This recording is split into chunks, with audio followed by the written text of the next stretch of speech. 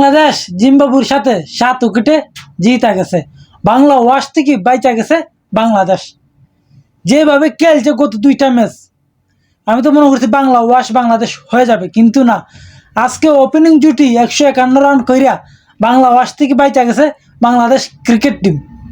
কিন্তু সবচেয়ে বড় আফসোস লাগতেছে তানজিদ তামিমের জন্য। সে 94 রান করছে, 16 রানের লিগে তার 100টা রয়েছে না।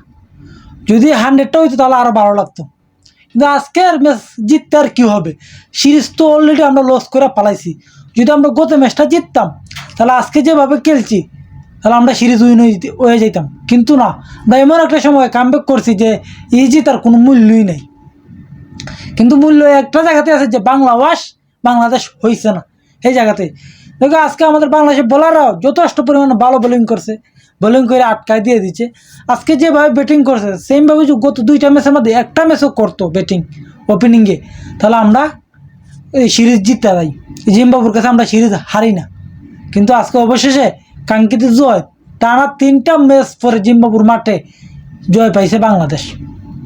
কিন্তু তামিমের লিগ সবচেয়ে বেশি খারাপ লাগে, সে 100টা পাইছে না, 94 করে গেছে। এদিকে আবার সৌম্য সরকার, সে 69 রান করে গেছে।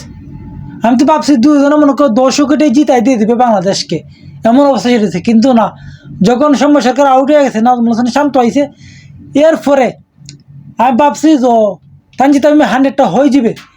কিন্তু না, 100টা রয়েছে না, 94 রানে খেলা আউট হয়েছে। আবার তাহুদ্দিন যাইছে, ডাব্বা মাইরা গেছে কি ডাব্বা। কিন্তু আজকে বোলারদের মধ্যে বাংলাদেশের শরীফুল ইসলামে 4 উইকেট নিচ্ছে। শরীফুলে অসাধারণ বোলিং। তাসকিনে 2 উইকেট, তাম্বিরে 2 উইকেট, আর 1 উইকেট সাইফুদ্দিনে।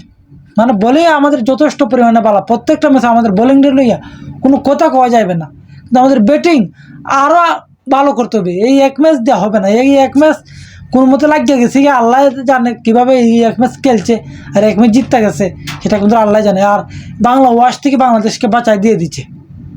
আর না গেলে বাংলা ওয়াশ থেকে বাঁচার কোনো শুরুতে আসেন না। যে গত 2টা ম্যাচ যেভাবে ব্যাটিং 10 নামছে, জঘন্য ব্যাটিং করছে, সেম অবস্থা হইলে আজকেও করে। আর বিশেষ করে আজকে জিম্বাবুর ফিল্ডিং হোল্ডারে অসাধারণ একটা ধন্যবাদ দেওয়া যায়, কারণ তারা যেভাবে ক্যাচ মিস করছে, যদি 3-4টা ক্যাচ ধরতো তাহলে বাংলাদেশ দেখলেন এই ম্যাচও হাইরে গেছে। কিন্তু ওই কয়েকটা ফিল্ডিং মিস করার কারণে ইজি ক্যাচ সাইরা দিয়া বাংলাদেশকে জিতাই দিয়ে দিচ্ছে জিম্বাবু।